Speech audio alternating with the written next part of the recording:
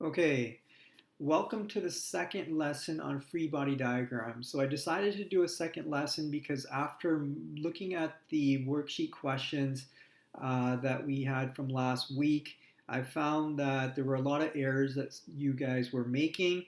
And so I wanted to do another presentation on it to review the key ideas for free body diagrams. I'm also going to include a link to the Khan Academy video again. I don't think very many of you watch that, and I think it would be a good idea for you to watch that as well. Okay, so let's begin. Okay, so free body diagrams. Some of the key ideas with free body diagrams. One, there will not be more than 4 forces on each diagram. We're going to keep it relatively simple for Physics 11, and we won't focus on any scenarios with more than 4 forces. Use a ruler and a pencil for each diagram. So some of you were just sketching and your arrows weren't perfectly uniform, straight up and down or left to right. You need to use a pencil and a ruler for your diagrams. Draw a box to represent the object. Most of you did that, and that's great. You don't need to do anything artistic here. It's just a very simple box to represent the object. Read the scenario carefully and determine what forces are present. So this is the most important part. You want to try to figure out what forces are acting on the object, what is actually there. Try to read the diagram or read the scenario and get as much information as possible. And think about all the forces that I listed in the last set of notes that you have. Read through the description of each force and make sure you understand what each force is, whether it's a tension force, an applied force, a frictional force, or whatever it is. Try to understand it so that you can apply it to these diagrams. So read through those again. Draw arrows to represent the forces. If the object is moving at a constant speed, then the forces are balanced. This is a really important idea.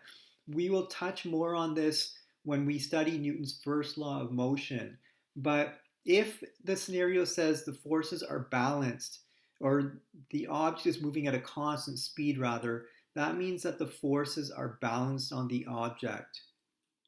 And that is going to be really important. If the object is accelerating, in other words, if it's slowing down or speeding up or changing directions, then the forces are not going to be balanced on the object. So here's an example. A car is traveling forward at constant speed. So I'm just going to go through the process of drawing the diagram, free body diagram for each of these scenarios. So we start by drawing our box.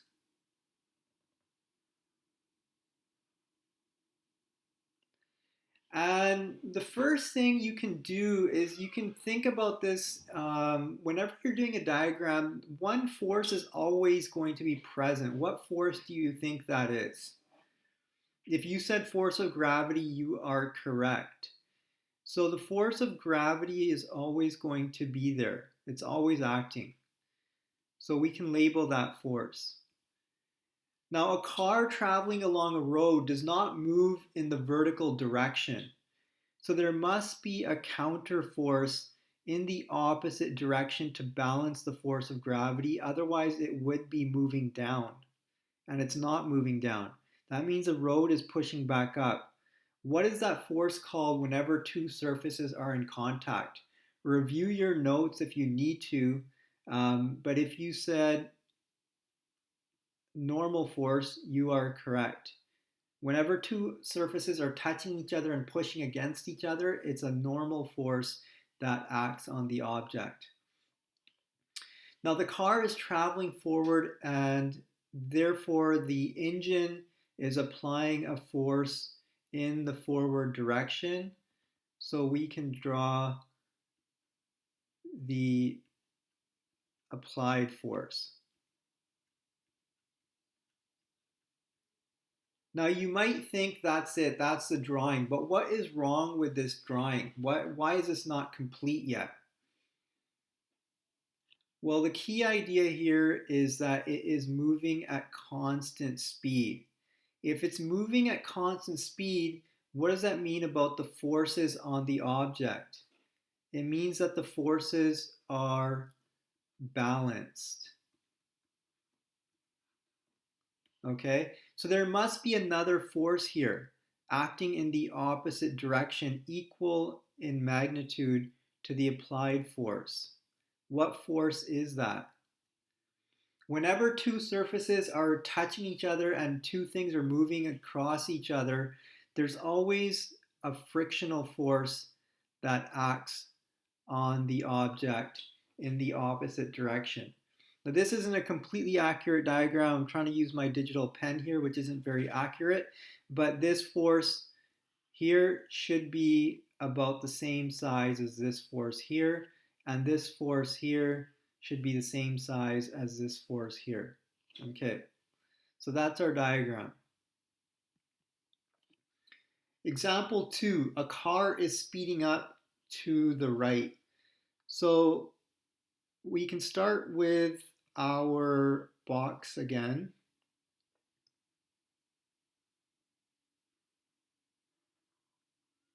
And we can start, we know in the vertical direction there's no motion.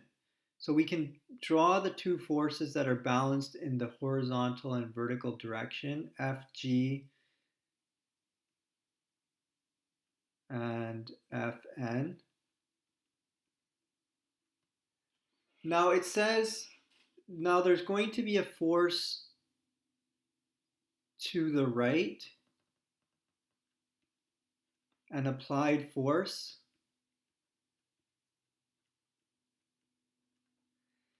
Now, you might think that this is accurate because it says the car is speeding up. So that's a key word here in this diagram, speeding up. That means it's accelerating, which means the forces are not balanced.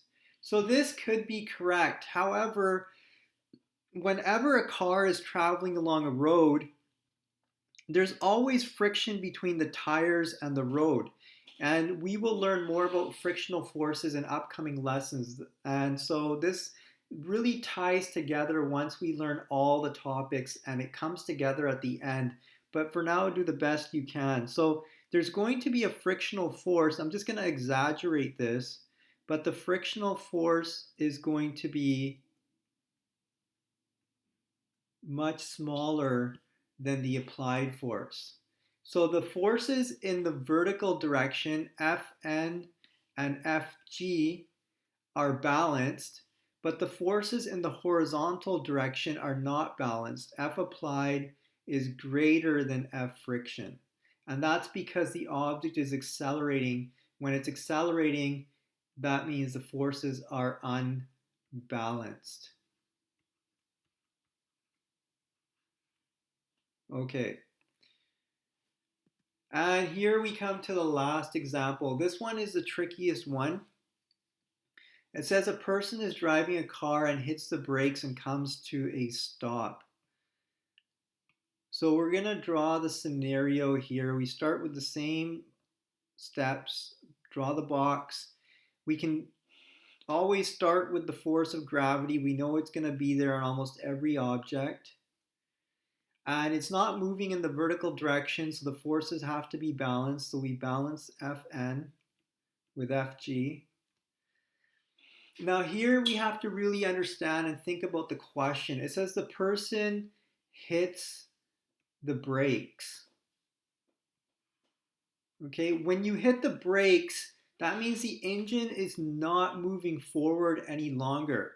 So that means that you are not going to have a forward force.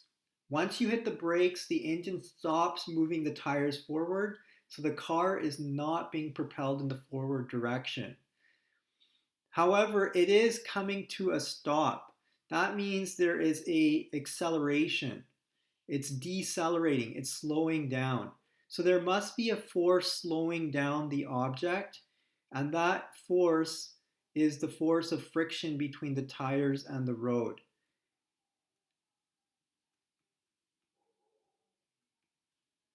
Now this is the diagram for this scenario. That's it. That's the finished diagram. And most of you intuitively may think that there's something wrong with this. You might assume that it's moving forward. It's the car is moving forward and coming to a stop. So it's still moving forward. So you might think that there's a little bit of a force in the forward direction. But the person has hit the brake, so there is no more forward force. And this is counterintuitive because if something is moving forward, you might think that it must have a forward force in the forward direction. But that's not always the case. As we learn about Newton's first law, which we're going to learn about next, you do not need a force in the direction of an object in order to move it in that direction. It's very difficult concept to understand, but it'll make more sense once we learn Newton's first law. Okay, the last one is a bullet leaves the muzzle of a gun. Ignoring air resistance, draw the diagram for the bullet as it travels through the air.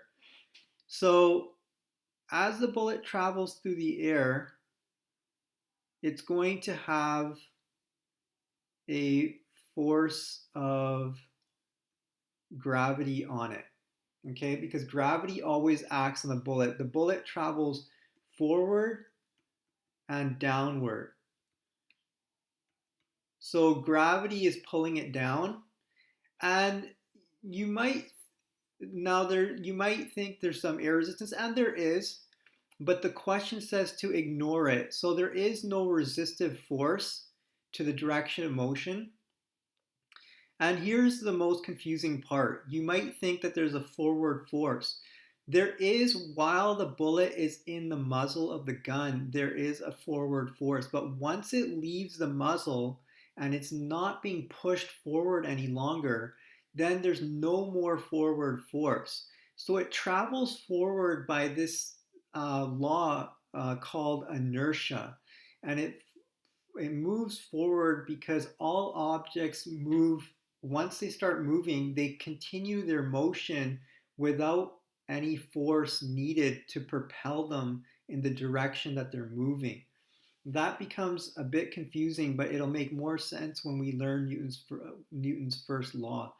So in this case, there is no forward force. So there's no forward force, and there's no backward force because there's no air resistance acting on it. We're ignoring air resistance. So this actually is the only diagram or only force you need on the diagram. So the force is just the force of gravity. Hopefully that makes sense, a little bit more sense, and hopefully that clears up free body diagrams a little bit more. So that concludes the presentation.